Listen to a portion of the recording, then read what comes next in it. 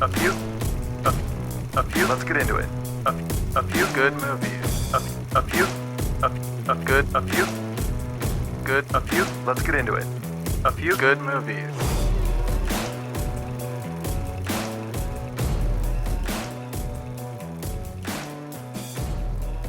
We got a real exciting episode today, guys. It's a first for the podcast. Our very, very first special guest. So welcome to this week's episode of A Few Good Movies. I'm Zach Dame, and with me is Chris Porto. Hello, I'm very happy to be here. Excellent. And Sam Resmel. Hey, what's up, guys? So no bullshitting around today. We got to get right to this thing. I'm in. Well, let's introduce our guest, Chad Peter. I personally know Chad from working with him on Homecoming and Mr. Robot seasons 3 and 4, actually, right? Three was my first, and then over to Homecoming, and then back for season 4. Well, we don't want to embarrass you too much, Chad, but you're a visual effects artist, a visual effects supervisor, as well as a second unit director. Your resume is pretty amazing, from Gone Girl to Birdman, House of Cards, The Revenant, Homecoming, Robot, Mindhunter. It goes on and on. So we're really happy to have you on the show. You also are co-host of a podcast called The Hell With This, which is available, I think, everywhere. It should be everywhere. Podcasts can be heard. Yeah, Spotify. We've done 80 episodes, and it seems like we've hardly done one episode. But that's amazing, considering 80 episodes. That's funny. This is our fourth. It feels like we've done 80. You guys do such a different format. Like, we watched 4 movies this week. That's brutal. Like, yeah, it's totally brutal. Yeah. Well, and also what we decided on is we would let our guest pick the topic. So the topic for today was chosen by Chad. I think it was almost like his punishment for making him watch 4 movies. yeah. So cosmic horror. Yeah. Yeah. Why cosmic horror? Out of yes. Why did you subject us to this, Chad? You know, it's one of those genres that I feel, and we'll totally get into this, I'm sure. I feel like it's never been mastered properly. That's a good point. I feel like it's kind of this undiscovered country of like what's still possible in the realm of filmmaking, because it kind of tackles whatever it wants to, but it always kind of leads to this mystery of you don't really know what's happening because the characters can't possibly understand it. So for me, I don't know. It's this fascinating mix of like kind of, I guess, sci-fi, but more fantasy, and then definitely horror in a way. For me, it's just really attractive. It's a really good point about how it probably hasn't ever been fully mastered because it's such a hard thing to wrap your brain around. You know, I think Sam had mentioned the fact that, like, by the very nature that somebody thought of it, it's not an unthinkable thing. So to somehow demonstrate something that is unimaginable to the human mind is wild and really difficult. Yeah, I think I think that's true. I don't think it actually has been mastered. That's very interesting. I mean, there are movies that are like a quintessential cosmic horror, but they're not like big, masterful movies. Like none of them have been like nominated for the Academy, or none of them have like kind of been a staple in cinema history, right? Or maybe I'm just exaggerating a bit. Well, let me ask you guys this: what would you say is the first cosmic horror film? Well, I've read a lot of articles saying that Space Odyssey is cosmic horror. That's what I would say, yeah. To me, it's, first of all, I think it's barely horror, because it's only horror, like it has like horror aspects, but you know, I'm not sure if it's horror. It's like saying, is Gremlins horror or is it like comedy? I don't know. It's a weird one. Yeah, you know, I think we all did a lot of reading up on the genre when we picked this topic, and I started exploring just various like low range websites, sort of whenever I had the top 10 list of their favorite cosmic horror. Oh my God. It varies widely. Some of the films they put on one list had Ghostbusters on it. What? Existenz was on someone's list. Evil Dead. Evil Dead was on someone's list. Wow. Things you definitely wouldn't expect. So the understanding of what the genre even means is up for interpretation. And these are websites that are like film nerd websites, and people who know say they know what they're talking about. Those lists are always so terrible, though. Yeah. Yes. And even in some of them, they like say, you know, we don't even consider all of these to be cosmic horror. But what the hell? Here you go. Like there's here cosmic they horror are. elements. Here's our favorites. I was gonna say I watched Color Out of Space today for the 3rd time, and I was doing some research. It's been made quite a few times, that story, And there was a film in 1965 called Die Monster Die, which I believe is the very first Lovecraft adaptation of any of his stories.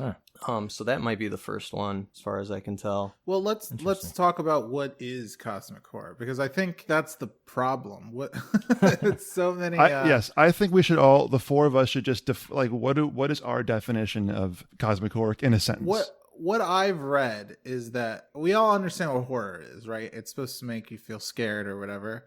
Yeah, that's horror. So we got that part, but the cosmic part is supposed to give you like a sense of awe from the unknown or the unknowing, which is kind of vague, because like something like Alien, it's unknown what, like, you know, we've never seen an alien before, so that's unknown, but we know it's an alien, so we know that part about it. So it's a little bit of both.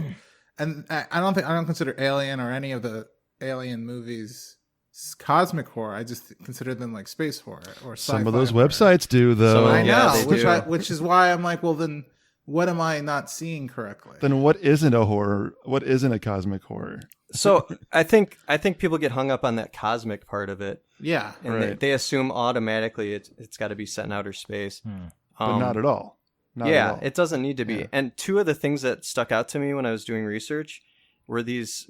They say it's defined by existential nihilism and philosophical pessimism, which to me are two things that I can totally relate to.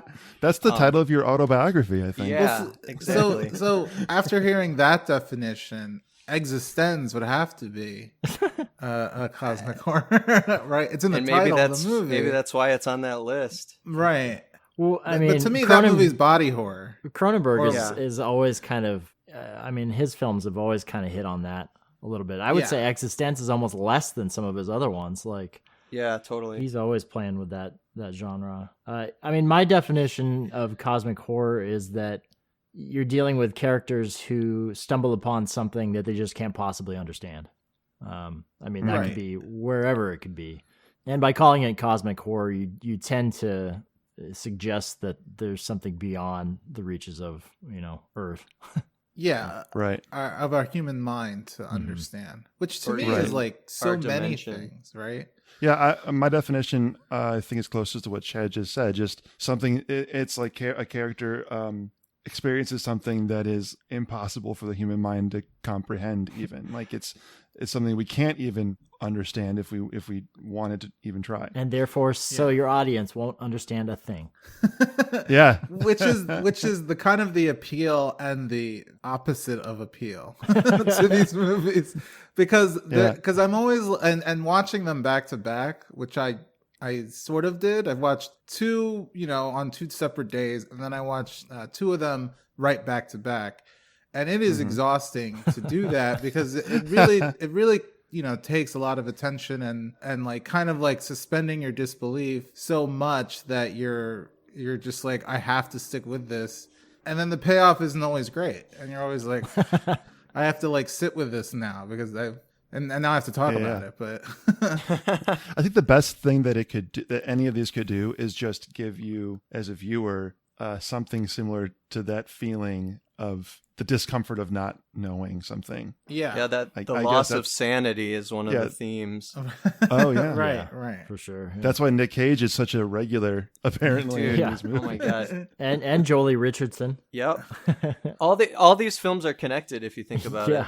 I noticed that. I mean, two of them are by the same director, but correct. Two of them have Nick Cage. This is always a fun experiment. Like, I know it's hard watching 3 or 4 movies in a row, but it really gives you some interesting context when you watch these movies back to back. And I learn something more as I build the 4 movies together that I might not have thought of just watching one movie individually. So what? Or maybe we can save that for later. But I was going to ask, like, what was the movie that introduced you to cosmic horror? And I think like the first movie I saw was, and again, I'm not sure if this is cosmic horror and it feels like it's just sci-fi, is Space Odyssey. But when I saw that, I was like, I have no idea what happened at the end, but I'm going to watch it again to find out.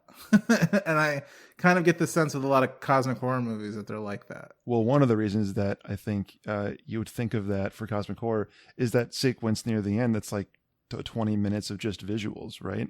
20 minutes of visuals. He sees himself as an old man. He becomes Star Child. Like, it sounds like a horrible yet beautiful experience, which kind of is cosmic horror because it is like scary but sometimes beautiful. Yeah. It's kind of interesting. Like if you were to take a movie like The Thing, which is you feel like it should be cosmic horror, but it's really not because we're kind of removed. Whereas all these movies that we've seen today, it's almost like you're kind of put in there with the characters to kind of go through the madness with them.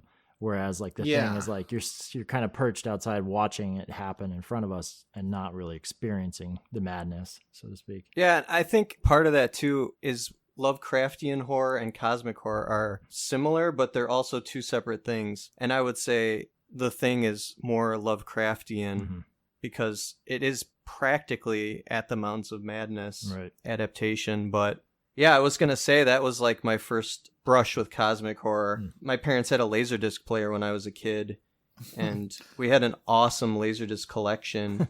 And I saw The Thing, you know, and I was like a child. I shouldn't be watching it. I saw Alien. That's totally a trend. You show me Alien and like, you know, that was for sure the first one. And it's still like one of my favorite films of all time. Yeah, The Thing or Alien? The Thing. I mean, I love both of them, but The Thing has endured. I think The Thing is either the best John Carpenter movie or the second best. But it's, you know, it's a great classic movie. Yeah. But I actually didn't see as a kid. I saw much older. For me, I think that I don't know that I was really aware of the first time I saw cosmic horror until the film I picked this time, Beyond the Black Rainbow. Because it was the first time I could look at something and go, oh yeah, cosmic horror sounds like the right fit for this movie. Right. But, you know, it's like, but I had seen other movies prior to that, like Event Horizon, which is on our list today. Right. And, you know, tons of others, 2001 Thing, and all the Carpenter films. I mean, there's so many Carpenter films that could fall into this kind of, you know, thing, or Clive Barker, like Lord of Illusions, you know, things that are kind of like on the edge of cosmic horror and horror. Yeah, So as I was looking through the list, I saw a lot of Cthulhu and I mean, there's a few adaptations of just that monster, right? Yeah. Yeah, similar to Chad, I think when I was young, I wouldn't have gone out and sought out this kind of movie, and I probably wouldn't even have known what I was looking at. I think that when I was young, I watched movies that were in this category accidentally or just not know. You know, the movie that I picked today actually is probably the one that introduced me to it, which is Event Horizon. So, but yeah, then as an adult, like exploring films more often, actively seeking them out, because they're often not a big theatrical release. They're usually much smaller releases. They are. It's a hard sell. It is. It's a very hard sell. That's the. But with that, let's go into Event Horizon. I was going to say, I think that's a good segue into the first movie, which is my pick, Event Horizon. It's liberate tutte me. Save yourself. And it gets worse. I think that says X. In Ferris, save yourself. From hell. So this is a movie, as I said, that I discovered as a kid, you know, when I'd be home alone, like during a summer and movies would just be on TV. And when I was a kid, it really scared the crap out of me. And I think Chris felt the same way as well. Yeah. And it also seemed like mind-blowingly out there at the time. I mean, for me now it's tame, but in 1997, my mom took me in to see it in theaters. I was 13 years old. Good Lord. And the visions of hell stuff just absolutely gave me nightmares for months. Seeing it now, you barely even notice it. It's so subliminal. As an adult, as seeing it now, I was surprised at how not very shocking it was, not very confusing it was. I'm learning a lot about you guys Not particularly today.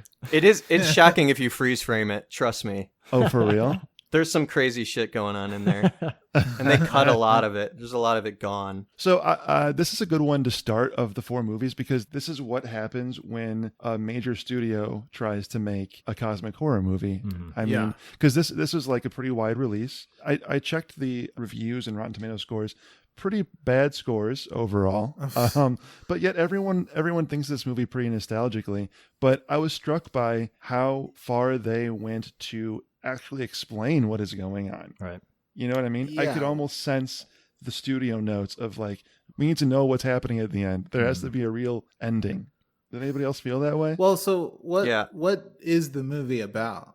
Good question. Because Sarah. by the way, I did find it confusing, and Oh, you did? I did. I was like, what? Why? What is Really? going on? And then like when they did, I know it's weird because I feel like the other ones are even more confusing. But For sure.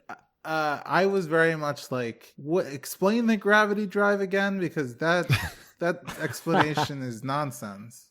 to me. But go ahead. Tell me, like, explain the movie. Okay, let's just As a quick quickly as synopsis. This is a possible. really Yeah. easy movie to explain. It doesn't.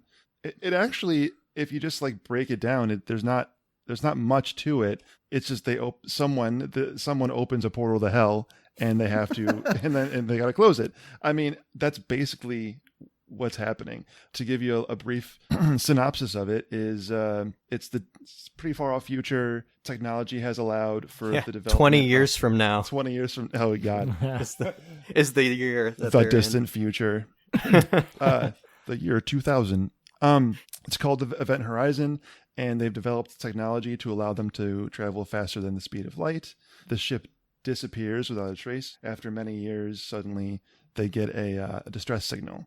So they send a crew out to go figure out what happened to the ship.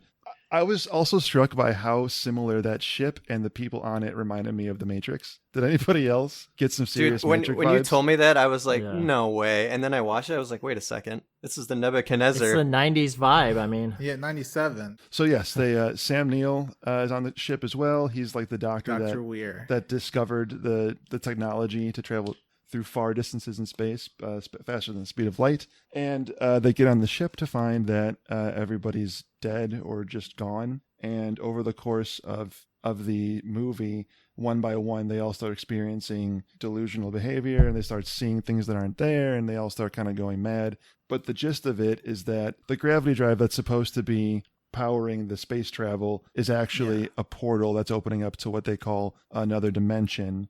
And that's where the ship has been for all these years. And it came back, and it brought something back with it. The ship is like alive with this evil. Right. Just this evil presence. Yeah, and then that's kind of how the thing progresses, and we all know what happens.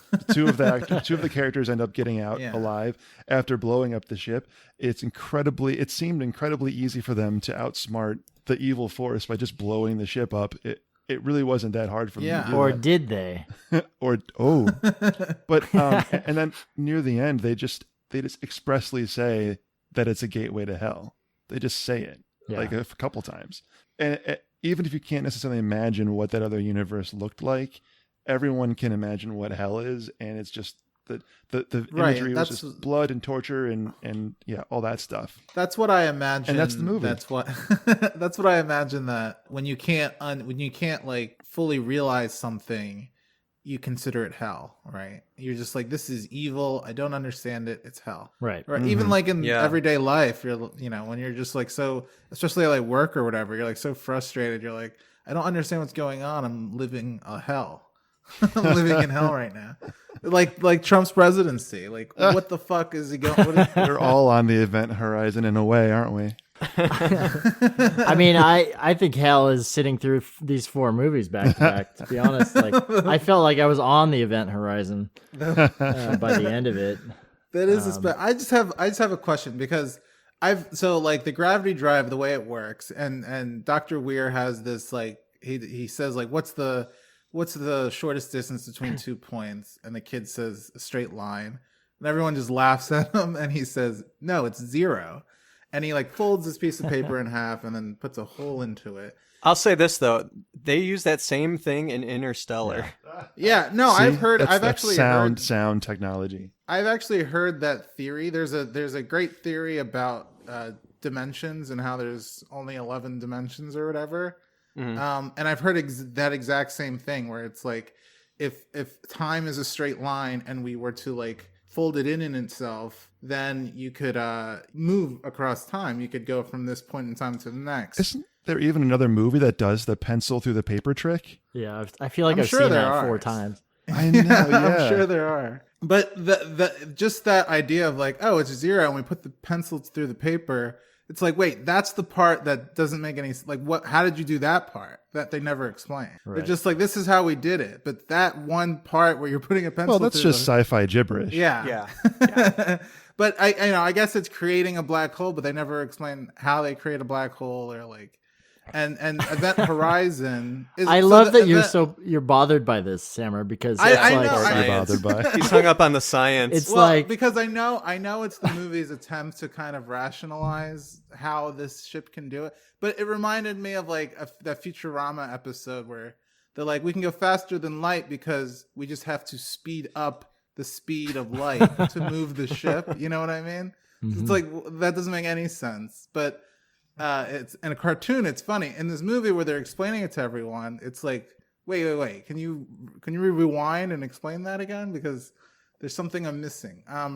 I will say though that this is also confusing. They call the ship Event Horizon, and then there's also a thing called Event Horizon, which is like when you get close to a black hole, you automatically get sucked in, which is what happens to Event Horizon. Mhm. Which is almost, it feels like maybe you shouldn't have called it Event, you know, because Yeah. it's like They this were- is the thing that were happened to asking the for ship. it. Yeah, exactly. what age did you guys see this movie at? I just for the first time. 32. Yeah, I think when I was a kid, I don't know, 13 or 14. Yeah. Yeah, it was 17 for me. Did you love it? I actually didn't. I didn't like it at all because I was such a huge fan of Alien that when I saw this, Alien feels rooted in reality, and this was so far from it that I was like, "What is this bullshit?" And it was the beginning of a long love affair with all of Paul W.S. Anderson's movies. This is his best. This is right? his best. You can agree with by that. far, yeah, which isn't saying much. But No. I saw it when I was 17. I remember it's grown on me a lot. Like I can actually watch it now, and I actually really like it. And I think I admire the production design of it a little bit more, even though it looks like it's straight sure. out of a Clive Barker movie. Uh-huh. It's like Hellraiser vibes. The thing for me is it's actually a nostalgic pick. I remember liking it as a kid, and I still like it now for what it is, for better or worse. Just as a fun horror movie. I imagine like, because I feel like there are movies that we just remember. We just love it because we remember it as a kid. And I again, I don't think this is a bad movie, but there's like a lot like, and I feel like this is the through line with cosmic horrors, that there's going to be plot holes and things unexplained. Mm-hmm. And when they attempt to explain it is always funny to me. That's what I got with Event Horizon. So here's my final analysis of this movie as a cosmic horror film. I don't necessarily know if it is, and it's not a good one if it is. It's not a good example of a cosmic horror. It could have done with a little bit less explanation. I think I would have been more terrified if I knew less about what was actually going on, and I wasn't being spoon-fed the stuff about it's a portal that's open to hell, and it brought something back with it. It was a little too on the nose, and I think all of the making it sort of friendly to a wide audience in theaters probably hurt it as a really creepy cosmic horror movie. Also, the thing that Sammer, you were saying about hell, my take on it was a little different. The thing about it being hell is that that's actually a very knowable concept. It's like every major religion has had some version of hell for as long as humans have existed. Even though you don't know exactly what it is, everyone's aware of hell. And if you're saying that's what it is, it's actually not a mysterious thing. It's everyone will know what you're talking about. Well, I think we understand the concept of hell, but we don't know like what it. Yes, You can't know I it. guess you can't know it without being there. But I guess my point was You had to be there. if you're going to lump in hell and religious stuff into it, then any religious horror film could be cosmic horror. Like, couldn't The Exorcist be The considered cosmic Exorcist. horror? It's probably on one of those lists. I bet it is, because it's also Well, I guess so, but I think they explain it. You might be right, but they just explain it as like demon, right? I was gonna say this movie's got a really interesting like production history. Apparently, the original script had like tentacled aliens See, that would have been that were dope. involved, and also, I think they changed it to be more hellish than it was originally. There's apparently cut dialogue where Sam Neill talks about, the possessed Sam Neill talks about him being older than the universe and like older than Satan or whatever, which kind of alludes to him being sort of like one of the elder god or the old gods from like Lovecraft lore. Oh, yeah. Things like that. Oh. So like, I think that stuff would have been awesome before they turned it into like Hellraiser in space. Hmm. I hope they do come out with like a new version, an extended version with the scenes missing. Well, there's a TV show. That's supposedly gone, but doing research, supposedly they're turning this into a series. Oh yeah, I saw that on IMDb that there's like a in development. I don't know if that'll ever happen. I was gonna say it's probably another one of those series that we hear is in development and never comes out. Oh, yeah. Right. I mean, I don't know. What would it be? Would it be the Event Horizon flying through space missions like Star Trek or something? I hope it's just an explanation of how the ship works. I would watch that. Damn it, Sammer. 10 episodes of like, and here, just how this ship works. Because that would fascinate me. I want to go back to like what Chad was saying.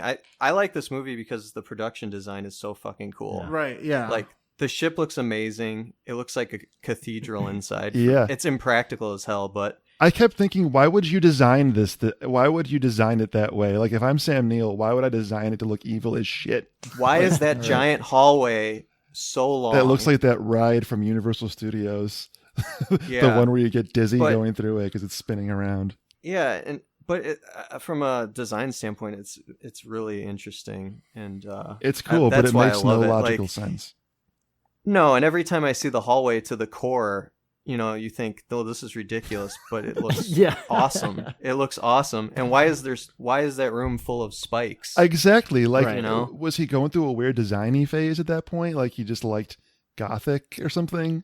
Like Sam Neill? It looks really cool though. It does look cool. It looks pretty badass. That'd have been and Sammer, you get tons of explanation for what that room's there for too.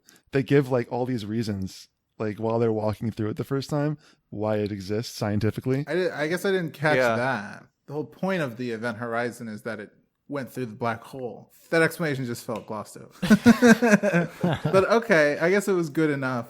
Okay, anybody else? I feel like I've spoken my piece when it comes to this movie. I do think, just to allude to the next movie, like we were saying how hell is something that we don't know, but we know throughout religions we hear about it. I think that cosmic horror, there's always this talk of hell. Someone saying like these creatures are from hell, or we're in hell, or this to me feels like the most clear cut of all the movies that we saw. Mm-hmm. It's certainly the most studio produced. For sure. Yeah. You can just feel it all the way through, from structure of the story to script and just nothing feels. Well, unless you're Sammer, nothing feels unexplained to me. Yes, he needs more explanation. Like, He wants more explanation. It feels pretty clear cut. It's over-explained. Right, exactly.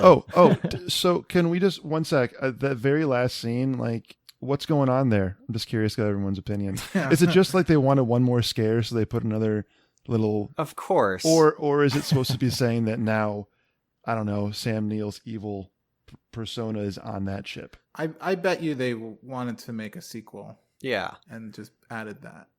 That seemed like a studio note to me. Like, it was like the studio came back and said, let's add that last little scare in there. Yeah, let's give him one more scare. It's totally false scare. It's ridiculous, but here it is. Yeah.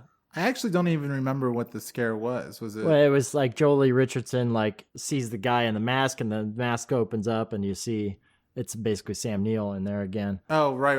And then she wakes up. Nightmare. And then she wakes up, and it's like, That's you don't really know. It's not very clear if they're still there, but probably. Right. Oh, so you think that they're still on the Event Horizon? They never got off? Well, it seems or like... it's followed them. It seems like... Didn't they blow it up? That's what I was kind of confused about. It seemed like they blew up the gravity engine, but the ship was still intact. and it still went through a black hole. So it still happened. Right. Well, the ship is in two parts, and they explain it, Sammer. They explain this too. The middle, there I are got this live part. bombs put all through the middle of it, just Yeah. so that they have the option of blowing up half of it if they need to, which is what they do. Right. So the front half survives, and the back half explodes. And Well, and the back, that's- you see the pushes back them. half go through the black hole. Yeah, it goes away. Like, so and they're you see that it's still intact. That's the thing that I was like, wait a minute now. So they only really blew up the center part, it seems, and they never actually blew up the part that traveled to hell, so to speak. So Right. Yeah, I thought they were just trying to separate so they didn't go into hell. I thought I didn't know they were I trying to totally missed that. So blow it it doesn't up. blow up at the end. It goes back through It just the. separates. you can see it. Yeah, you can see it drop the into bridge just blows up and it separates the God damn it! evacuation. This changes everything. Zach, have fun cutting all of this out. This changes everything. See what I'm saying? I thought it was confusing, but All right. I think we just don't care enough. So moving on, the next one, not to switch gears entirely, but it couldn't be any further from Event Horizon. We'll now go to Beyond the Black Rainbow. Hello. My name is Dr. Mercurio Arborea, and I am the founder of the Arborea Institute. Through our unique blend of benign pharmacology, sensory therapy, and energy sculpting, we can guide you to a new, better, happier you. Which is our guest pick. which So it could be cosmic horror, could be something entirely different. Yeah, this, like I said before, this is the movie that I felt introduced me to the idea of cosmic horror. And I don't know what that was. Maybe it was just a visual thing for me. Because I remember seeing the trailer and going, what the hell is this? Because it seems so far out of left field that it was like, I need to see that. I need it in my veins right now. Why is it not in my veins? So it didn't really matter to me that the movie wasn't great. It was more of like a experience, I guess, for me personally. Yeah, I think I agree with that. It's more of the tone and the feel than anything about the movie. Because can you explain the movie to us? Because I think I'd have a hard time. yeah, for sure. To Me me, too. it's kind of like you've got the Dharma Initiative, more or less, that exists. And they're doing some trippy testing, and they accidentally send one of their dudes to hell, it seems like. And he comes Yeah. back, he immediately kills someone, and then they do some testing on the baby child, and the baby child grows up to have these powers, and shit goes down. That's basically the plot to me. Wait, that all happened in the movie? Yeah. They have like I I do remember that like the 2 minute like, or actually it probably was like 5 minutes of like them explaining how she has this like telekinesis power. Mm-hmm. But I didn't understand what the tests were doing to her, or what, I guess they were just containing her. Like, what was the guy doing to? What was the doctor? It always doing felt like to he was her? trying to instigate her into like using showing her the power. powers. Yeah. By Yeah. like putting that nurse in there. And that's what he Yeah. always had. Yeah, he always had a notebook, and it said invoke an emotional response, and he like checked it off, and then he basically put her in a situation where she started crying or something like that. But it Right, seemed like right. they always had her under control with whatever that like triangle was that they had. Oh, right, the yeah. triangle. So they had the they had the ability. We can talk about triangles as a thing that repeats itself in all these movies, That is true. but the third eye. The third eye. It's that yeah. third eye. I'd be curious what you guys thought the story was, because I felt like it was kind of cut and dry in a way, but it still was like very vague. Well, I think that sounds about right. Except the ending, he gets the power, right? Well, I think he always had Yeah. it, because whatever they did to him changed him. Right. That's why he takes his contacts off and he's got these like mutant eyeballs. but she doesn't have the power anymore at the end, right? She's just like goes home. She gets to escape and goes home. And Well, she kills him with her mind. oh, I thought he just tripped. tripped. Honestly, like truly, Yeah, he was tripping all right. truly. And I rewound it to make sure, because I'm like, I don't understand. That was very anticlimactic. Yeah. It Yeah, did the feel a little ending is- anticlimactic, and the fact that she laughs when he falls to me was like, oh, he wanted to prove himself to her, And that's why he was like, come to me, we can like rule the world, or whatever whatever his plan was to be with her. And he just stumbles and like kills himself. And she's like, you can't even like control Idiot. this power. Yeah, that's honestly like my take on it. Whose daughter was she? Was she Arborio's, the older guy, or was she the other that's guy? what I thought. I thought he asked about her as if he's her dad. Yeah, is my my love bug or whatever. Right. He talks about her in like a loving man. And what's his deal? Why has he been just chilling in that room looking at Hawaii? I know. Who's been shots? feeding him? Why do Yeah. 3 people work in this I facility? know, 3 people. I mean, there's a lot of questions. There's a zombie in there. Oh, yeah. What was See, that about? That's about the time when I started to get interested in this movie. When you saw the zombie? At the The end. last like 20 minutes, like so much cool shit happens all at once. And then they have this 2 guys like drinking beers. I was into that. I was like, okay, they're going to die. That'll be fun. And it was brutal too. Yeah, the last 30 minutes were great. So I do think that it's very hard to explain the story of this, but the tone and the feel, like first of all, it takes place in the 80s, which is already 83. kind of rad, right? And there's 80s music, 80s clothing, 80s up the wazoo, Which I'm all about. Like I like I all love that. I It love was that just for horror, the especially. amount of it that I could have done less with. The amount of 80s is too much. No, just the length. I just think it was too long. It was so long. The movie was too long. Yeah, so It's a very painfully slow. Yes. it's very slow movie, but I think that's how you set that tone. You know, it's funny that you say it felt slow. To me, this was the fastest of all the movies. Whoa. Holy crap. Interesting. I don't know if that says something about me, but Well, to be fair, I watched it with commercials because I didn't want to Oh, pay yeah. for it. So, I own it. yeah, I do Of course too. you do. It feels like we're talking about this movie as if we don't like it. Who did like it? I mean, I personally still love it, even though there are so many question marks behind it. I appreciate it. I don't think I love it, but I appreciate it, and I love that he went on to make another movie. So But- I saw this movie when it came out. This is the second time I've watched it. I think once a decade for me is enough. yeah. I appreciate a lot about it. I love the visuals. They're amazing. The score is fantastic. I own it on vinyl. Oh wow. I think the actor that plays Barry, Michael Rogers, is super creepy.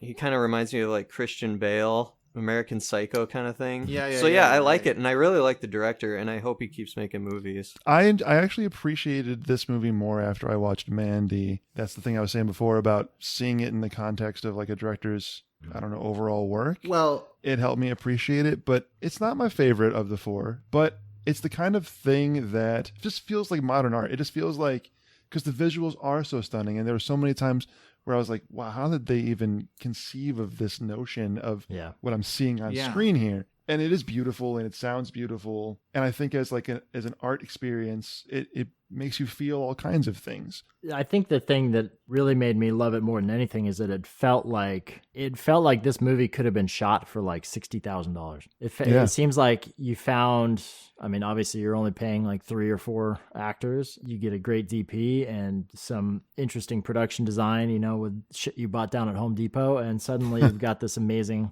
looking movie.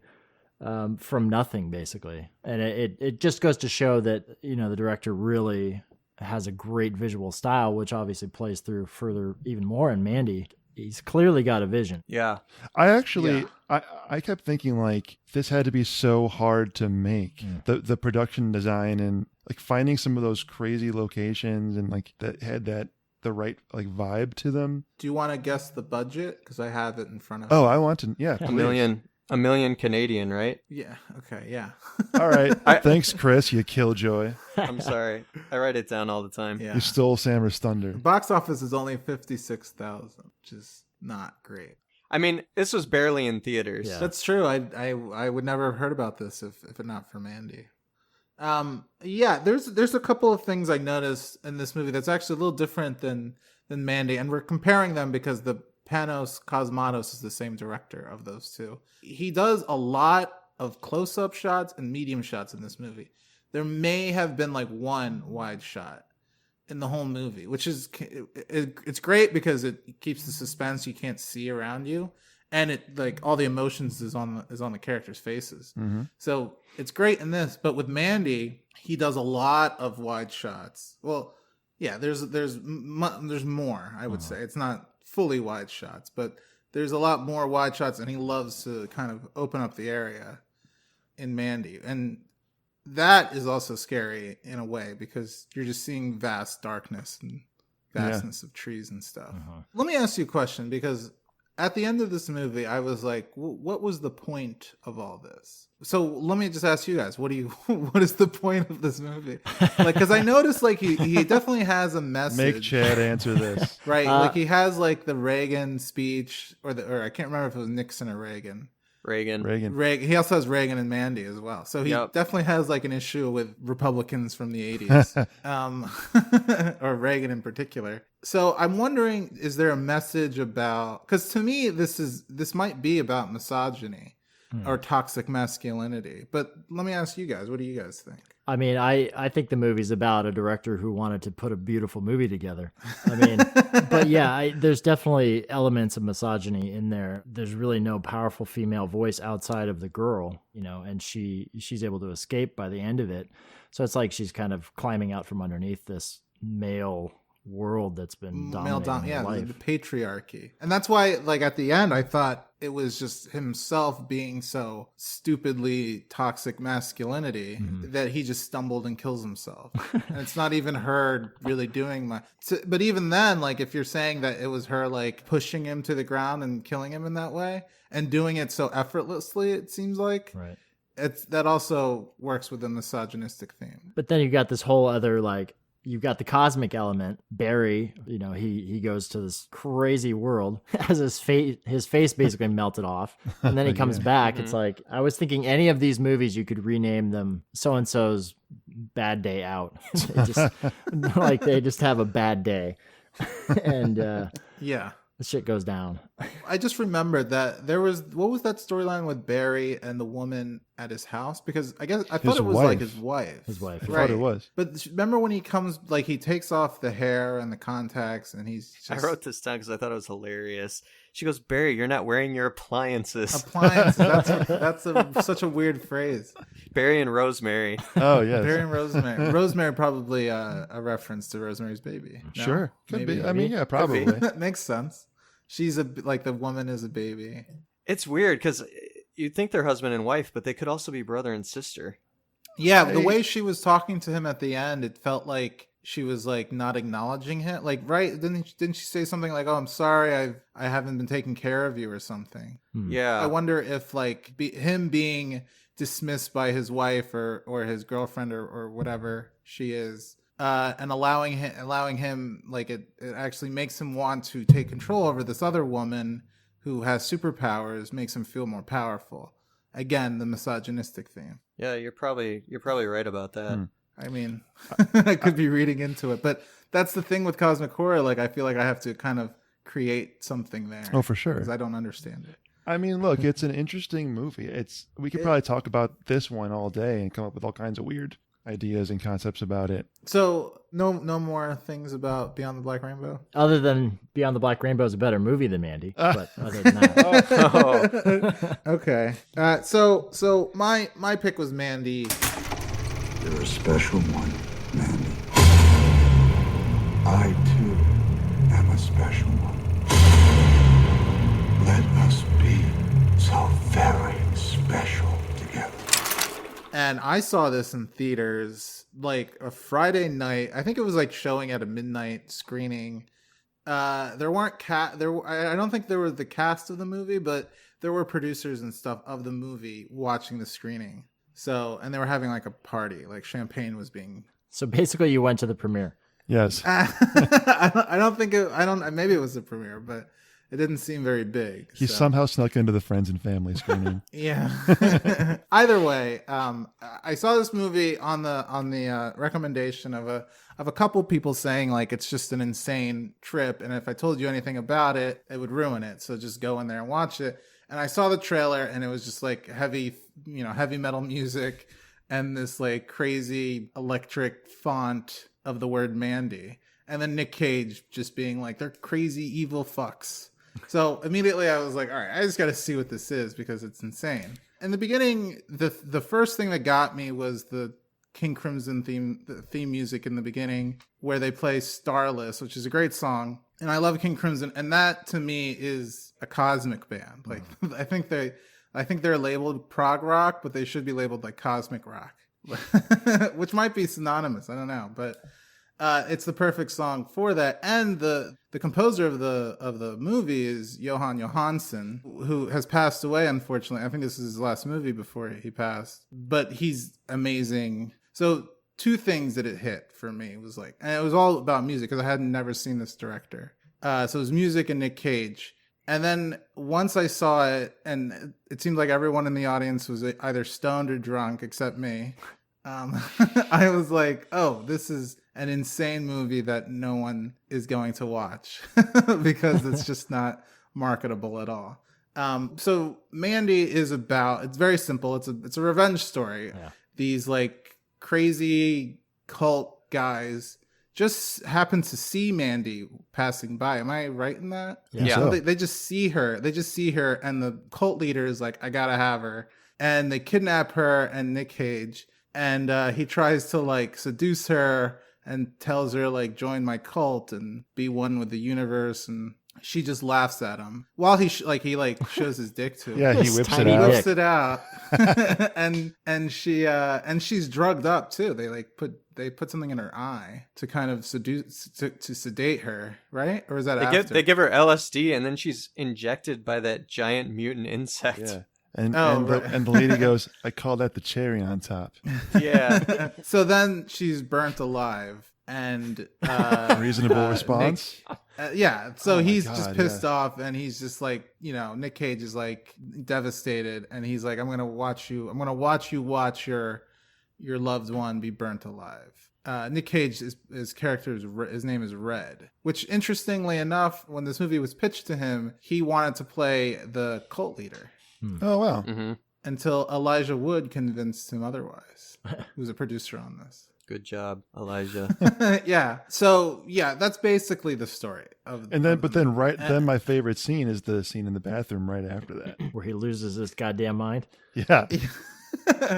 But he has like a fifth of vodka in his bathroom Yeah. For whatever reason. It's the most know. Nicolas Cage scene in the entire movie. Yeah. There's I don't at know least why- one in each of the two movies we saw. There's a good one in the other one. Oh too. yeah. There's a lot in Color Out of Space, but I don't know why he. I don't know what he just like slips out of the cuffs or whatever, or what he's tied up with, right? Like he's just so exhausted, his arms are thinner, and he just slips out.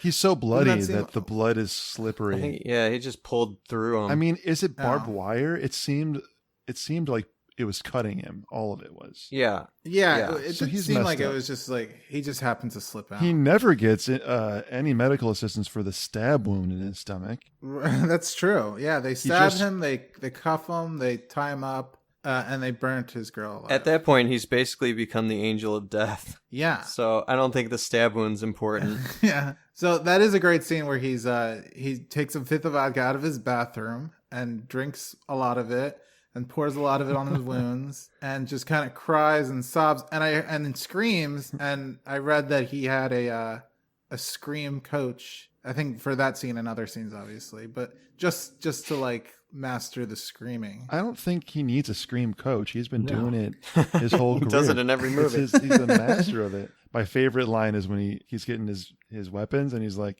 "Don't be negative. You're probably gonna die. Don't be negative." That's great. Or when he calls that mutant a snowflake. Yeah.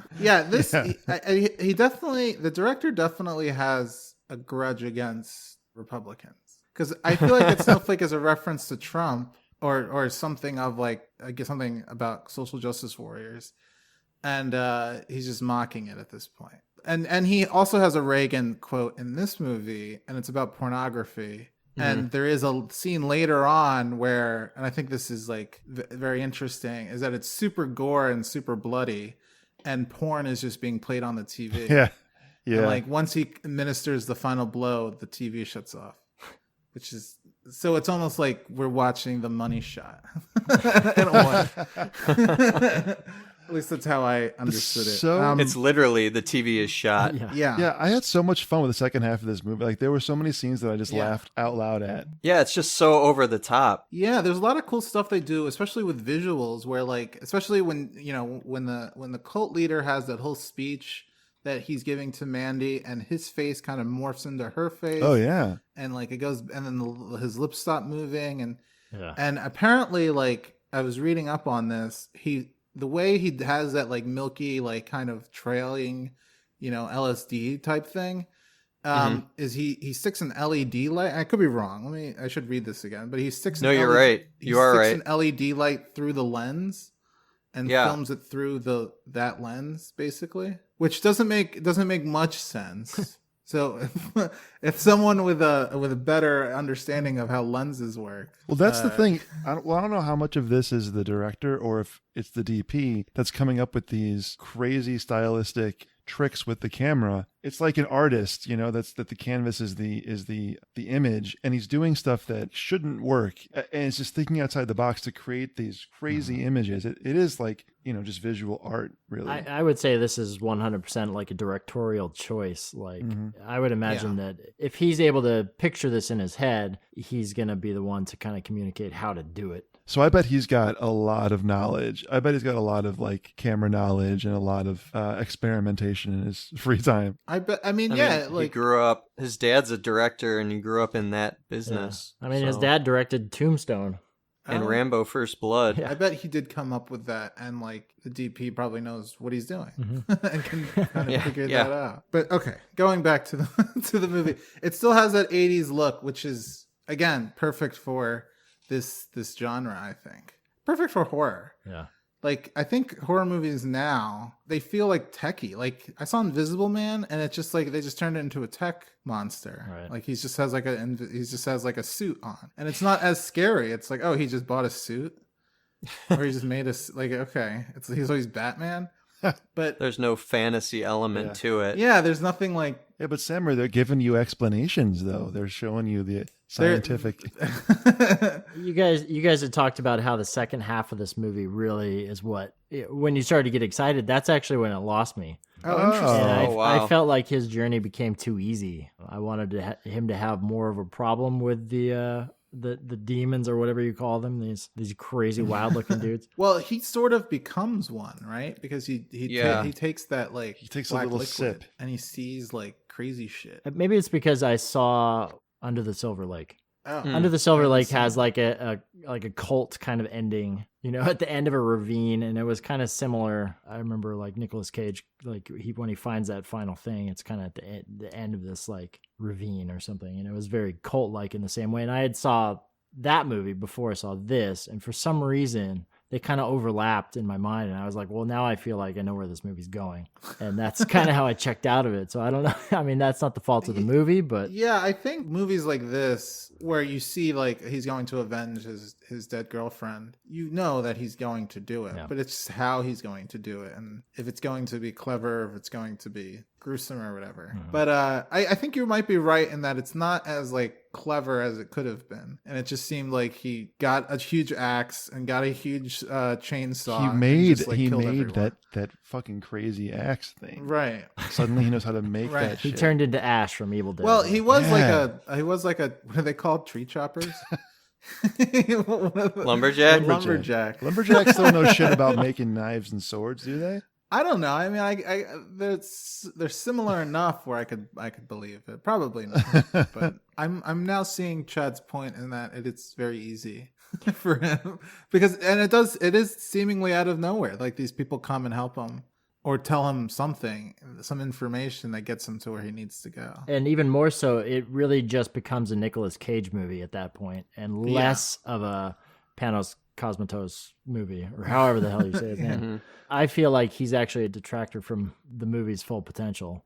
If you had a different star in that role, this movie just feels like it was shaped around him, so it kind of became a Nicolas Cage movie and it can't really be anything else. But I feel like had it not felt that way, that maybe it would have been better. I think you have a point there, but to me, I was thinking that because Nicolas Cage is in it, and to give it some levity, it made me feel like, oh, I can sit and enjoy this movie that is still trying to send a message and talk about the cosmos. But Nick Cage is there to kind of ground me and to kind of just let me enjoy it.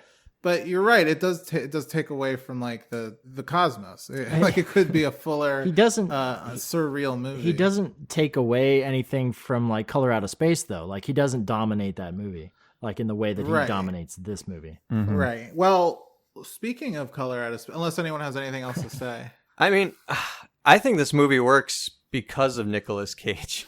I mean, yeah, that's and the visuals. The visuals are amazing. It's like a heavy metal comic come to life. But is it a cosmic horror though? You could argue that. I mean, I think first and foremost, it's a revenge flick, right? It is a revenge film. The second half of the movie is way more focused with that than about elements of the creepy, what's really going on. Evilness. It becomes more of a direct path to the conclusion. I mean, it becomes a slasher film where the slasher is the protagonist. Right. You're not necessarily leaving the movie with these existential questions of what was going on.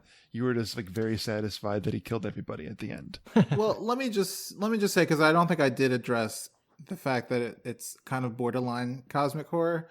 But I felt like that because of these evil demons, and you don't really get a true knowledge of why they exist or what they do, but the cult has to like sacrifice for them to come and save and help them in a way, right? Mm-hmm. But that's almost like besides the point, right? It's Nick Cage versus the cult, but there just happens to be a demon involved, and it's not like in Color Out of Space, the villain is the color out of space. And like in Event Horizon, the villain is the actual monster Dr. Weir becomes. Yeah. And the same with Beyond the Black Rainbow. Yeah, the cult's kind of weak sauce. Like they're not that hard to defeat, honestly. No, but they're trying to be like the mastermind, and they fall into this belief system, which ultimately is their demise. Which to me is the theme. The theme kind of with both of these movies is like falling into these cults and believing this belief system, and it then being your fall, being your demise. The very last shot of the movie, I couldn't help thinking, this doesn't feel like it's on Earth anymore. Right. And it crossed my mind like, shit, is he not even on Earth anymore? Or was he so far gone that, I mean, is he in hell? I take it as like in his mind he's in one of Mandy's paintings because she was an illustrator. But like essentially at the end he loses his humanity. He's fulfilled his mission, and he's lost his mind, which is an element of cosmic horror. And now is he basically just as bad as the biker guys? Yeah, exactly. He kind of becomes them. There's that last shot where he's in the car and he sees Mandy looking at him, and they both like have this demented look on their face. And that's actually a great callback, because that happens in Black Rainbow. Barry does the same thing in his car. Yeah. Right. And I thought that was pretty cool. It worked really well in both cases too. So I'm assuming, or I feel like I'm 90% sure, Panos is a huge fan of Kubrick, and Kubrick has the tilt down stare where the guy, it's Full Metal Jacket, A Clockwork Orange, like he's fully demented at that point. So I feel like that's kind of like his homage to Kubrick. Yeah, that makes sense. What do you think about how easily Jeremiah Sand gives in at the end? I loved it. That's so good. I mean, yeah, that's the fragile masculinity. Yeah. Again, he knows he has no chance. He's like, I'll suck your dick, right? Yep. Totally. I was dying. He jumps to that so quickly too. That was the best part about the ending. Nick Cage, like I said, Nick Cage is supposed to be Jeremiah. He's supposed to be the cult leader. They were actually going to have a much younger character. It's supposed to be young, kind of young versus old. And it was supposed to be a younger character being the character of Red. Two things. Do you think it would have been better if Nick Cage was the cult leader? And who would you want to be the kid? Elijah Wood. I was just gonna say man. I wonder why he didn't do it. I think it works perfectly the way it is. Yeah, I mean, yeah. I don't know if I can think of anybody. I mean, Guy Pearce is not young, but I was like, I don't know why. I'd love to see Guy Pearce go through the same thing, but I would just like Pattinson or like one of the Safdie brothers. I know one of them is an actor, if not both. But just someone who is kind of Shia LaBeouf. Oh yeah. yeah, he would be great too. That'd be amazing. But he might be too comical. Although I guess He could Nick probably do the Cage. screams. I mean, Nick Cage is comical. I know, but he's more like comical because it's Nick Cage, not Who's this? you know what I mean? Maybe Michael Pitt. Oh, okay. I don't know. All right. It's maybe Rami Malek. He might be great. Maybe too young. This is probably below him now. Maybe. Yeah. Okay, let's keep this train moving. I think we're doing Okay. we're doing really good, I feel like. But let's We keep made this it through 3 cosmic horror films somehow. All right, so my choice was Color Out of Space. Holy shit. They should have been put back in the barn hours ago. You haven't even fed them yet, have you? Dad, I tried, but... What do you mean, you tried? Do you have any idea how much those animals cost us? They are alpacas. Alpacas. It's the 2019 version, directed and written by Richard Stanley. I'm a huge Richard Stanley fan. This is only his 3rd feature film. It's his first film in like 27 years, if you don't count The Island of Dr. Moreau, which he got fired after a week of directing. So yeah, he basically became a recluse, went into hiding. He emerged. They found him. Spectre Vision, Elijah Wood, the same company that produced Mandy, got a hold of him and his screenplay for Color Out of Space, and they produced it. Oh wow. I think this is probably the most faithful Lovecraft adaptation that exists. I just think it's a really cool, visually stunning cosmic horror film. So the story is the Gardner family. Nicolas Cage is the father. Jolie Richardson from Event Horizon is the mom. They have 3 kids, different ages. They've moved out of the big city. They're retired on, well, Cage at least seems to be retired, on the family farm where they raise alpacas. And then one night, a meteorite lands in the farm. Basically, you know, this is the tropey sci-fi setup, but what happens is the meteorite affects the land and everything around it. You don't quite know what it is, and that's the cosmic part of it. You never get a glimpse of what the meteorite is. Cage himself can't really describe what he's seen. He describes it as a purple or pink magenta color, and he really doesn't know if it's a color he'd ever seen before. But yeah, as the story goes on, it starts to affect them. It starts to change the landscape. The animals change, and the family starts to change. It's kind of terrifying. They're trapped there. They can't get out. They don't know what's happening to them. You know, they can't get help. They're losing their minds. Sometimes they're coherent. Sometimes they're not. And I think, you know, that hits all those cosmic horror elements. Certainly all the Lovecraft ones. I thought the film looked beautiful too. Like I really... Yeah, it's stunning. And it looks different than like all the other films that we saw today. It's got a very clean look to it. You know, the other ones are kind of more gritty and... This takes place in present day or near present day? It's present day. You know, he modernized the story for the 21st century. I think what's interesting, they filmed this in Portugal. Yeah. In like some I was going to villa. ask. It seemed like they filmed it. I was going to guess actually Germany when I first saw. Yeah, Oh. it's such a stunning like forest location, and it's perfect for the setting. And the house looks so cool. And they kept showing shots where like so many spotlights on the house, all pointing out. It's just every time I saw it, that was so cool. In the form of a triangle. Is that? Oh yeah. Yeah. So yeah, I just want to talk about Richard Stanley really quick. He's a very strange director from South Africa. He did a film in 1990 called Hardware. He did it with the Weinsteins, as we all know. They're scumbags.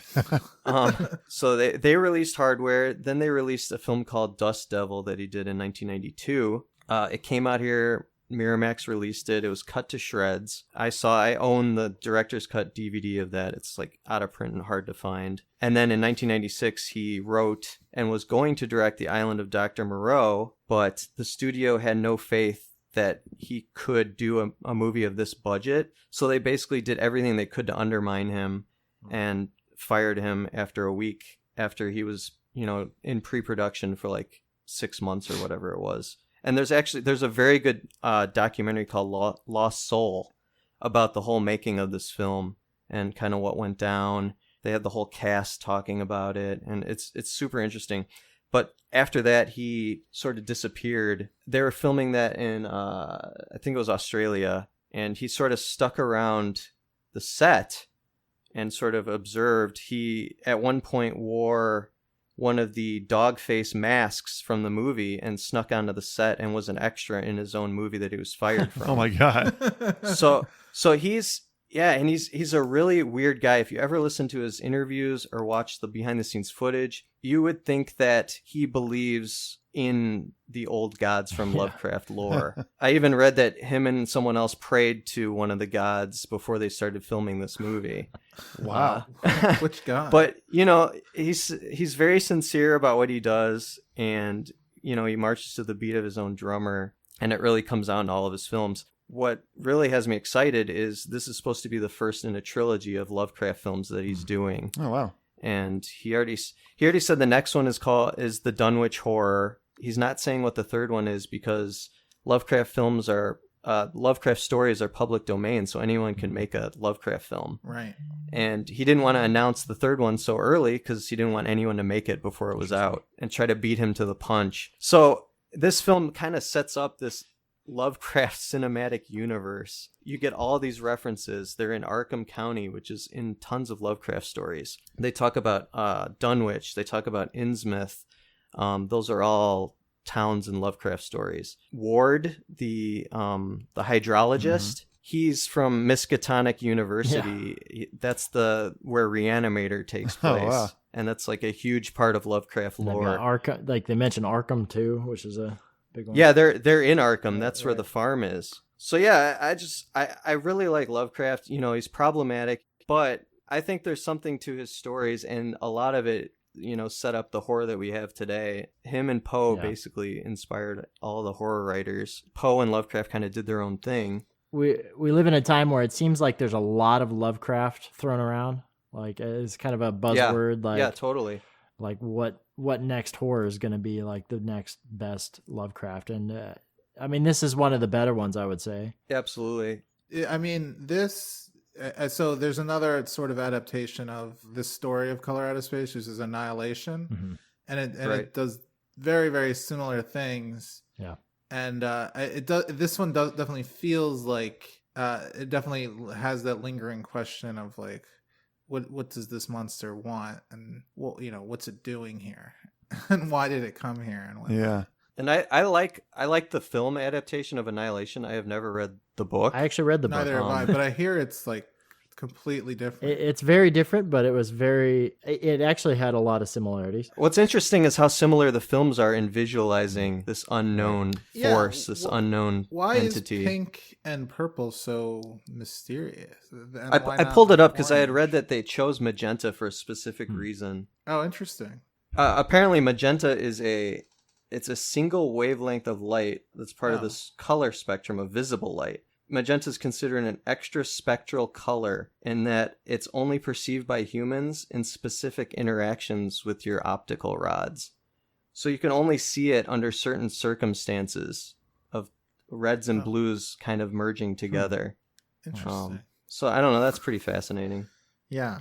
Does he say? Have you read Color Out of Space? Was a short story, right? Yeah, I mean Lovecraft stories are all pretty short, except for At the Mountains of Madness, which is like 200 pages. Color Out of Space is like 30 pages long, and it's pretty faithful. Even like the opening and closing narration is like straight out of the book. Well, so in the book, how do they explain the color? Is it just like do they say purple or magenta? No. Oh, okay. No. They just say a color no one's ever seen before. Yeah, I mean that's what the name is. Yeah, because in the movie you need to show it. It's visual, so yeah. This movie is interesting. I feel like it's the most comedic out of the ones that we picked. It took away some of the seriousness of it. A lot of times I would like, especially when the kid and the mom merged, right? And Nick Cage was kind of unhinged. But unhinged. They didn't seem terribly worried about the fact that they merged. Like I would be shitting myself, and they just seem like, okay, let's just take her upstairs. They'll be okay. Yeah, that's what I think was part of the whole like they're losing their grip on reality. because they did just take it in stride. There's that great scene where he's eating all the vegetables and spitting them out. Yeah, that's what And then I was gonna say. him and his wife get into a shouting match, and then he just goes, "Yeah, honey, that seems like a great idea." Right. And it's like, or later on where he goes, "The car is not happening." Yeah, That's such a great line. That's the part that bugged me because he didn't he said the car is not going to happen, and the daughter is like, what does that mean? Yeah. And then the mom and the mom and the son creature are like screaming and he's like, can we stop? Like, why are they making that noise? And it's like why aren't you more focused on the creature and not the fucking, like, I don't know. There was a lot of stuff that was just like, I know that they're going insane, but it makes me feel like I'm also going insane because it's like, why don't you just like, they look like a monster, just That's kill the them. brilliance of it, is that it makes you feel like you're going insane. Yeah. I was going to say, when he starts to be unhinged, he starts going into this accent, like a different Yes. accent. Which who does it remind you of? I don't know. Oh, I thought this was going to be a resound. I thought everyone was going to say Trump. What? Exactly, I thought he was doing a Trump impression. Oh, no. I thought it was like... It's almost like a teenage girl. Yeah, like a female character. Oh, I did not get that. There was more of a southern drawl to it. I thought but it has like this weird, like, he's elongating words, but that's what Trump does. He's like, okay, like that's what... Maybe it is a Trump impression. I mean, I don't think he's actually doing a Trump impression. I just feel like it reminds me of Trump, who is unhinged. So... Right. But then he'd snap out of it and go back to normal. Yeah. He kept going back and forth. Yeah, so the way the monster kind of worked, which is interesting because we don't know exactly how it works, but it manipulates time and manipulates the cells in our body. Tommy Chong, who was I don't know, what does he do? He's a squatter. He's like a shaman. Yeah, he's just a shaman that happens to live near them. He was saying like it's in the air, it's in the static, because it messes with their TVs and cell reception and whatnot. Well, it's also in the water. They keep talking about water being a big deal. Yeah, which is why they have the hydrologist. Is that why the hydrologist survives? Is he didn't drink the water and everybody else did? Probably. I'm assuming so. By the way, that water is brown. Yeah.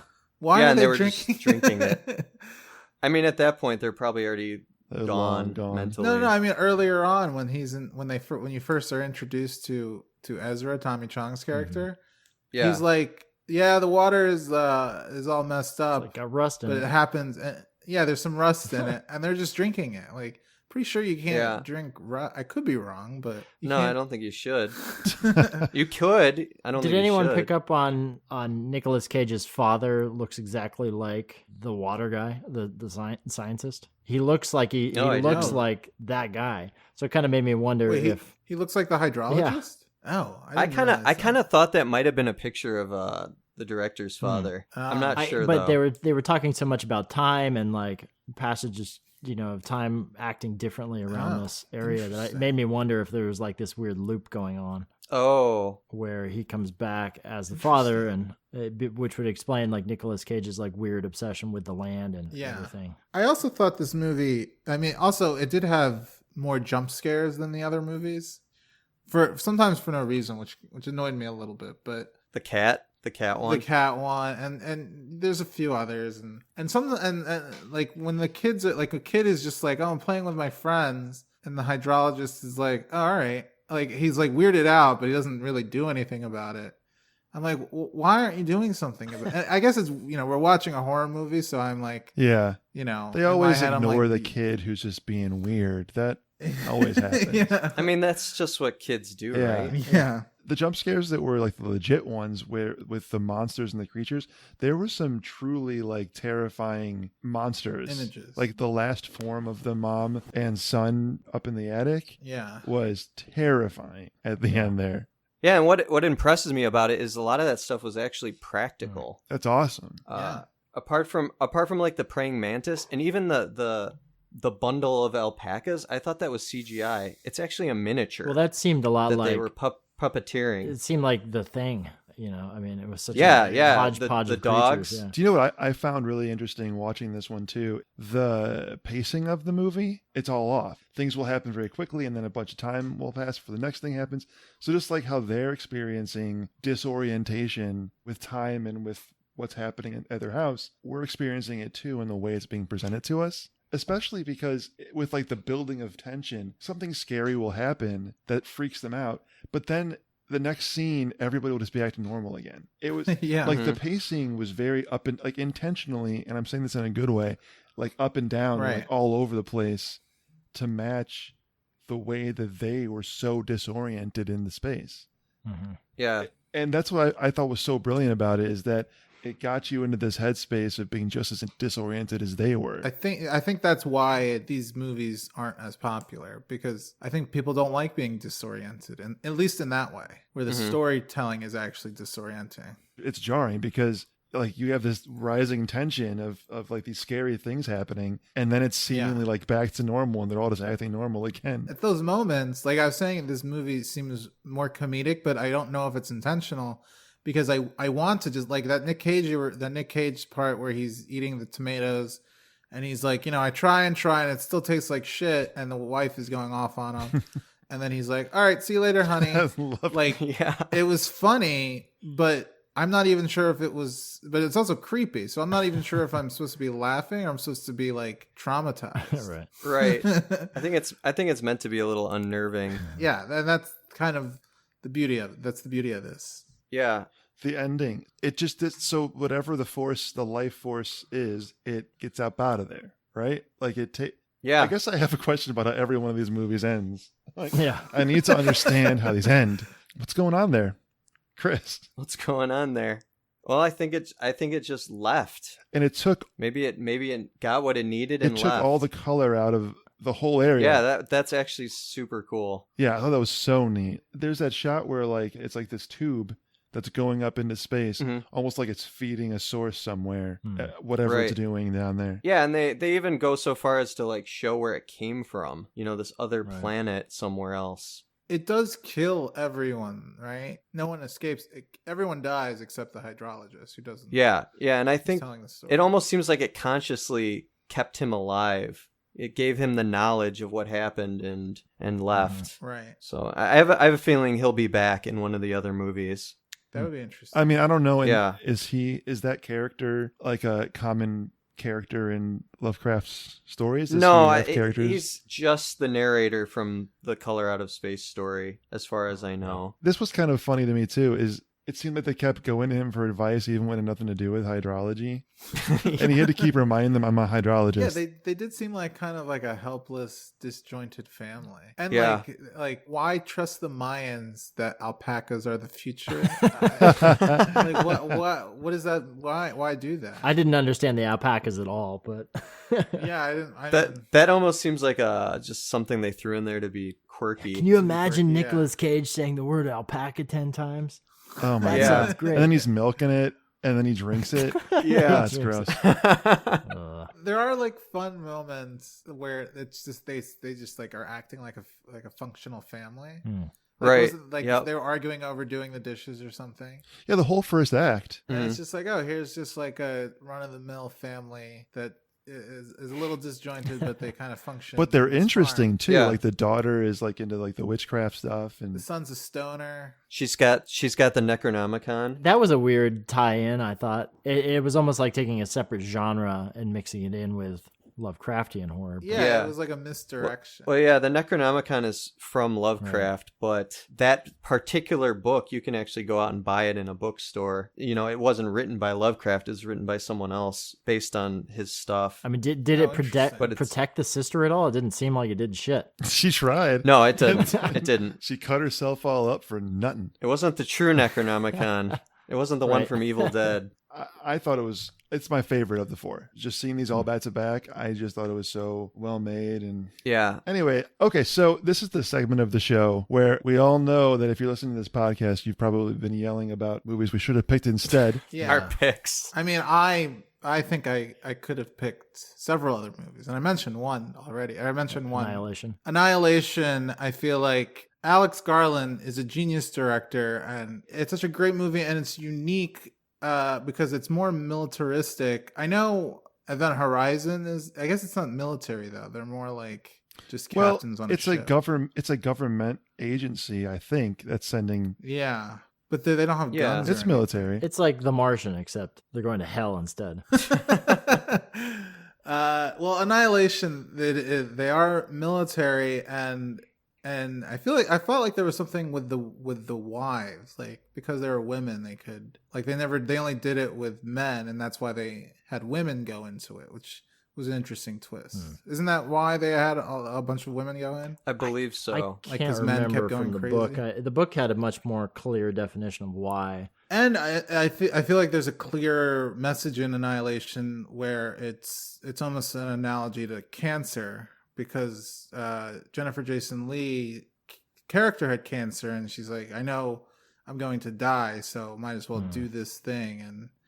And cancer kind of works in the way it kind of doesn't in Color Out of Space and Annihilation, where it just kind of mutates things and messes with your body and changes it into something it thinks it needs to be. Are they ever going to make the rest of that trilogy? The Annihilation books were a trilogy. I don't know. I thought the author hated the movie and was fuck you, Alex Garland.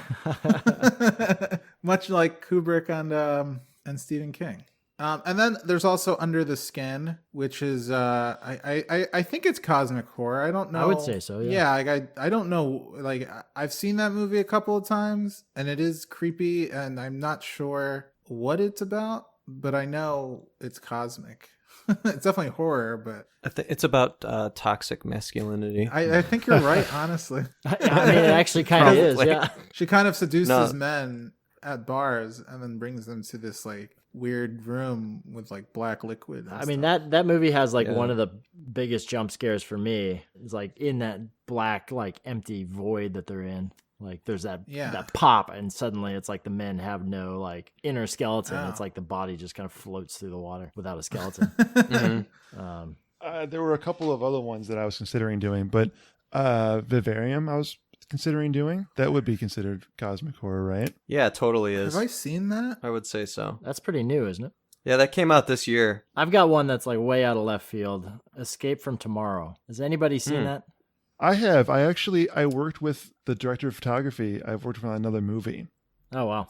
So I got a little inside scoop on... I'm shocked that they even had a director of photography on that movie. It is a heady experience. It's very weird. It's not an enjoyable movie to watch, but it is like, how the hell did they pull this off? Like filming a movie, I mean, for people who haven't seen it, they shot it at Disney World. Without permission. Disneyland is expensive. I mean, they had to pay for the crew to go in. I guess they probably bought everybody season passes. That's probably the way they did it. Yeah, I think that's what I had heard. They did that, yeah. But there's also some terrible, terrible green screen in the movie. Oh yeah, and it's a black and white movie, so you kind of wonder if like there were some things they just couldn't get away with, so they had to do it green screen, or maybe they were caught at some point and they had to actually finish the movie, but they couldn't get back into Disneyland because they'd been in so many times and people knew what they were up to. But yeah, I just love that Disneyland's response was like, whatever. they could have gone in. I don't think they never made a statement, period, did they? Yeah, they didn't make a statement, but they didn't go after them either. And they could have, because Disney's pretty litigious, right, with their properties. But I think their stance was just sort of like, all right, good on you. You got us. Yeah. More power to you. You managed to do this under our noses. We'll give it to you. The first I ever heard about it was it had already been to Sundance, and I think it won one of the audience awards. And that's how it was like first announced that this movie even exists. And people at Sundance were like, what in the hell is this? Yeah. Like, it was more like the shock value of what is this crazy, weird David Lynchian film that was shot at Disney World. Speaking of Lynch, I don't think he's done any cosmic horror. They're more psychological. You could consider Twin Peaks, the TV show, cosmic. I mean, it deals with other dimensions. The idea of Bob is just pure evil, right? Like you don't know why he exists. I mean, I guess in the Return you see how he was created, but you don't know why. See, they should have come to us to create these lists. Who needs BuzzFeed and all these other, truly, I hope that this catches on and that we have more, say in how people are subgenring their movies. Yeah, seriously. Although I don't think it's actually because I think most creators would be like, it's my movie. Right. Like they don't want to like subgenre it. No, yeah. And then there's like the whole debate over authorship and genre. Sammer, you just want to see every movie properly categorized in like Amazon and various places. Well, I think that like a lot of people won't watch movies because of because it's this genre. Like horror, they're like, I don't like horror movies because I get scared.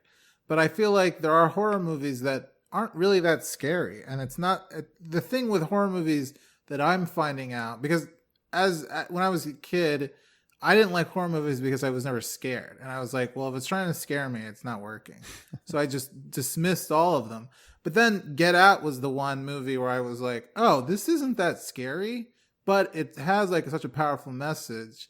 And now I'm like revisiting these horror movies because of that message. Right. And the scariness isn't even like a factor as much. Mm-hmm. Right. It's kind of like Stepford Wives in that sense, has like a message behind it. But so that begs the question, like through this subgenre, have you like learned anything? Can you take some experiences from the movies and bring it to your life? I think these kind of movies at least briefly shifts your perspective a little bit. Yeah. And reminds you that there's more in the world than your own little tunnel vision life. I think you're right. I think it's a good reminder. And I think people don't like that.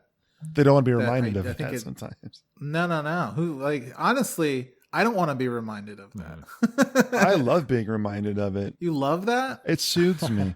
It soothes me to know that there's so much shit that we don't know that it's not even worth worrying about. Right. I look up at the stars at night and I go, there's a lot of shit going on up there. What am I worried about? That's some privileged life there, Zach. Existential nihilism. Yeah. It kind of freaks me out, but then I bring myself back to reality and I'm like, okay, well, I obviously can't do these things.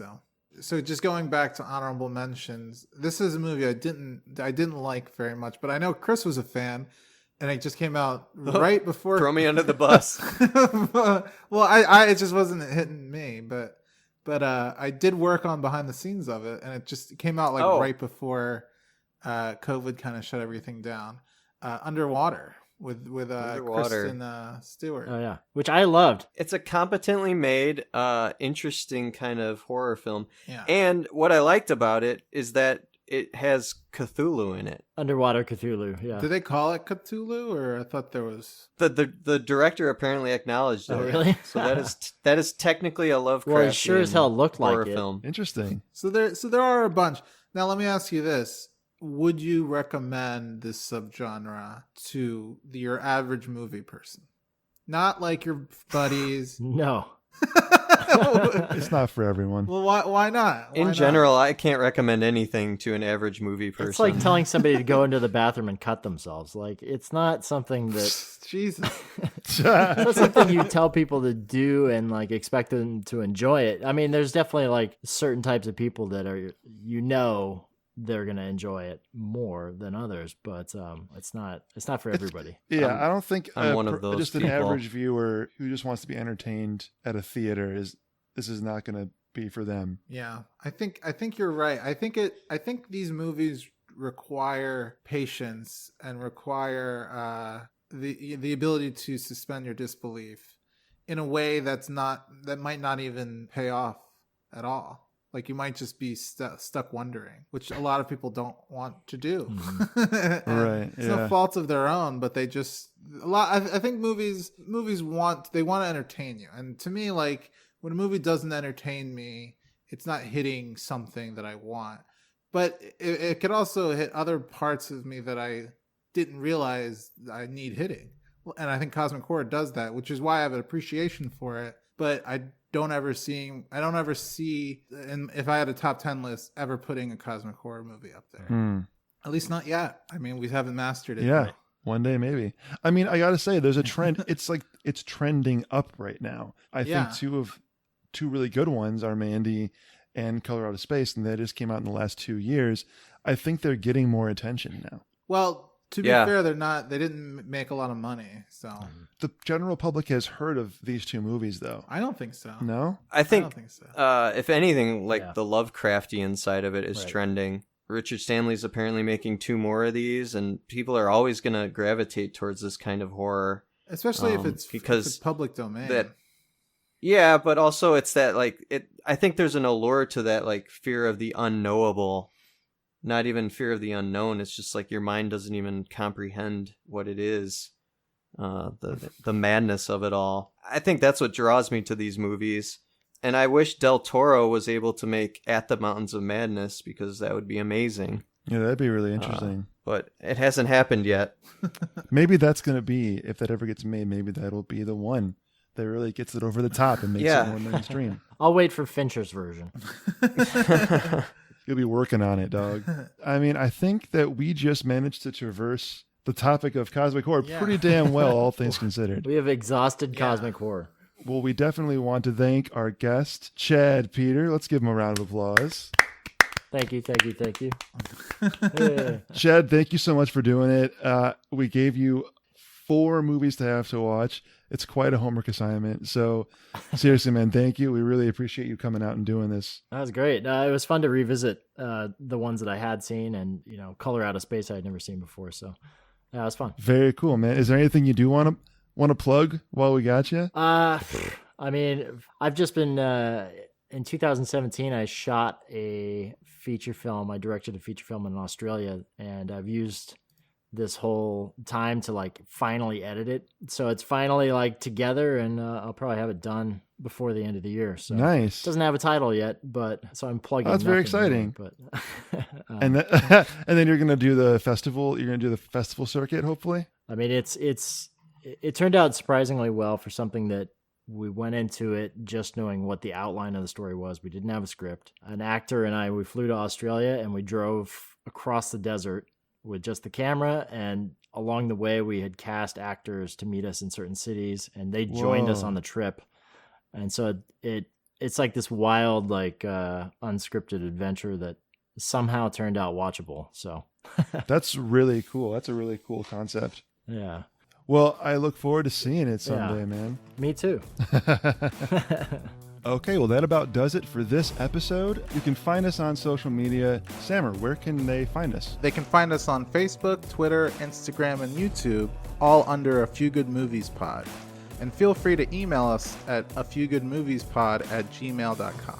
And stay tuned next week for a mini episode where we'll talk about what we've been watching, playing, reading, but most importantly, where we'll announce the topic of our next episode. All right, that's exciting. I can't wait to find out what it is, guys. We'll see you next time on A Few Good Movies.